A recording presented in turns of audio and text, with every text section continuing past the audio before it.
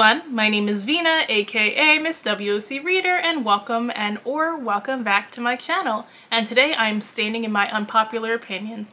Now, some of these might be more pet peeves than unpopular opinions, but they are still my opinions, and respectfully, I don't care if you disagree with them. So let's get into it.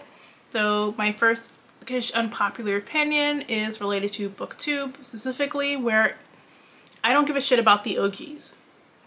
I really do not. I hear people talk about the OG booktubers all the time and who paved the way for people to talk about books on camera and just who and what books that were like staples back in the day, and I really don't care.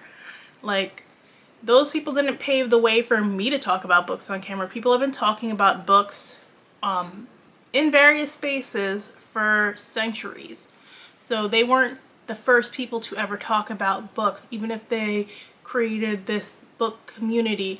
And so many of the OGs read the same types of non-diverse books, and those just weren't the books that I was reading at the time, and they're not the types of books that I read now. They're not the people who got me into BookTube. I had gotten recommended to watch BookTube a few times over the years, but I didn't actually get into BookTube until 2020, and that is because Black creators were finally getting somewhat of a boost.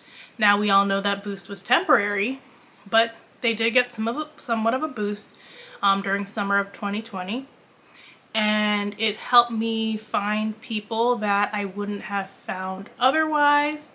And also, I noticed too that a lot of creators, they vow to themselves to, you know, step up and actually read the books that they want to read rather than the books that are popular among the BookTube community or get the most views. And we've seen a shift of more people picking up more stories by non-white, non-straight authors since then. And so the people that I follow on BookTube don't read like the OGs. They read various books by various people with varying opinions. I don't believe that books save lives. And I don't really hear too many people utter this phrase on BookTube. I kind of tend to hear this more on BookTwitter. And I feel like at the end of the day, people are putting way too much into what is essentially just words on a page. So, to quote my friend Bethany, she said, "People who believe books save lives are the same ones who stand by and let injustices happen." And I completely agree. I feel like people will say books save lives about particular types of books that will highlight injustice, but then that injustice goes away from their mind and they're not taking any action towards it.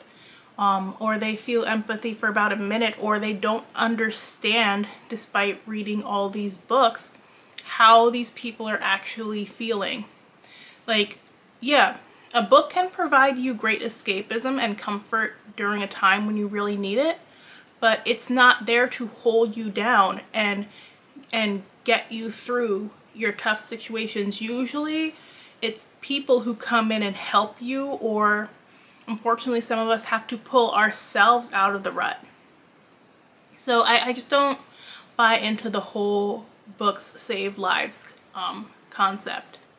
People who read entire series for content despite hating those books are part of the problem. And like, I will see that a lot where people will be like, I don't understand why Sarah J. Maas is popular. I don't understand why Twilight is popular. I don't understand why insert other series is popular. But they will go out and buy every book and read every book and give a long, lengthy review. Look how many people went out and bought Lightlark just so that they could say that they read it and critiqued it. You could just ignore those people. That is why they're popular. You are continuously giving them attention and putting money into them, even though you know it's not good. I really do struggle with hate reading a book because I get bored so easily. And I mean, I did agree to do a hate read recently, which I'm not looking forward to, but it's hard for me to even get through those books, let alone follow book after book after book in a series. And if I'm reading it, I'm also part of the problem because I'm giving attention to it. And when that same effort could be put into books that actually deserve the attention, that are highly underrated. BookTube often uses heritage months or different awareness months to seem woke. Now this one is going to make people mad, but it's the honest truth. Like, I've kind of pulled back from following along with a lot of those readathons just because I see people who will read for Asian American Heritage Month, but then or Latinx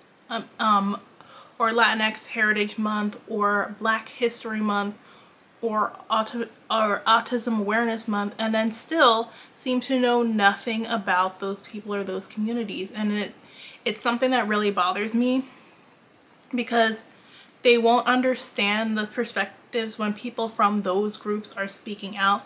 They won't support people from those groups when they're calling out for help any other time in the year.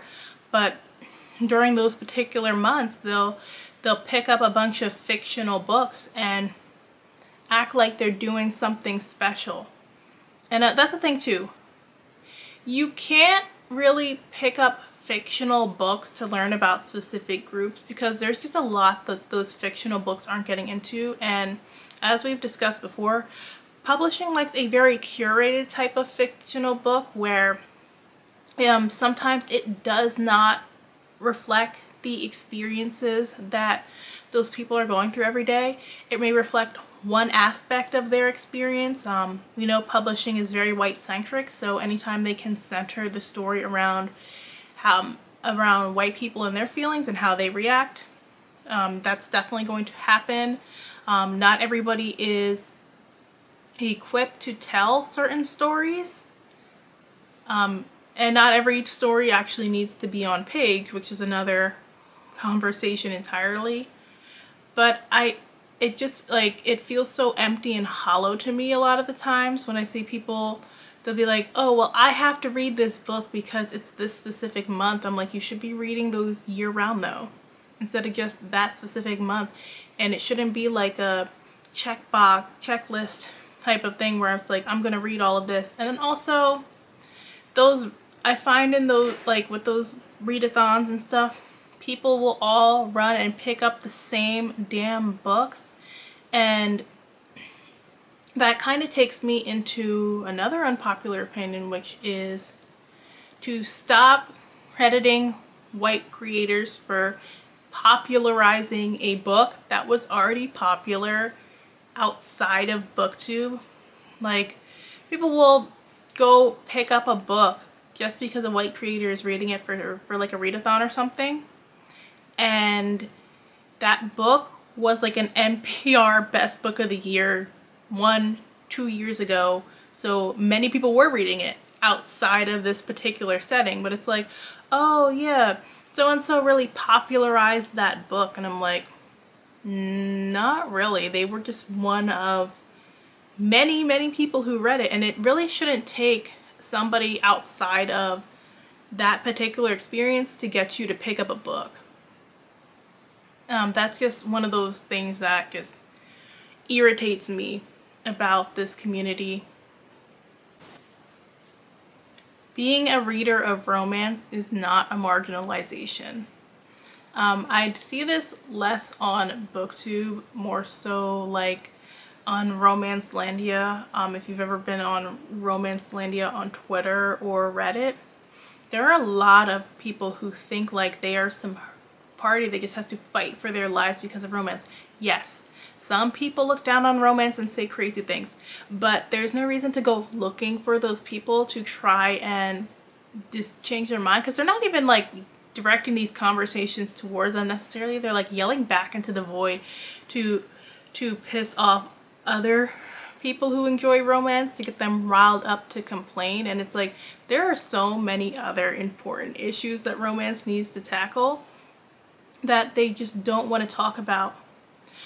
And Like, when you critique romance, people act like you are going for the attack, or you have no business talking about romance because it is woman-centric, which we can get into the whole thing of why we shouldn't just be looking at it as just a woman-centric genre. Like, so many times I've heard the conversation come up about why female romance is not popular, and the answers I've gotten recently have just been like, well, we prefer penis, so. And I'm just like, what? And those are the same women who think that they are like girl bosses, champions for feminism, saying that shit. But we're not allowed to have those discussions because we're not allowed to critique romance. I still remember when that one lady tried to say that calling romance a palate cleanser after reading a hard book is a problem. I mean, she got roasted to hell and back and ended up deleting that post, but still, what, like, a romance book is not going to take the same energy that it takes me to read a hard nonfiction or a hard sci-fi, and that's perfectly okay.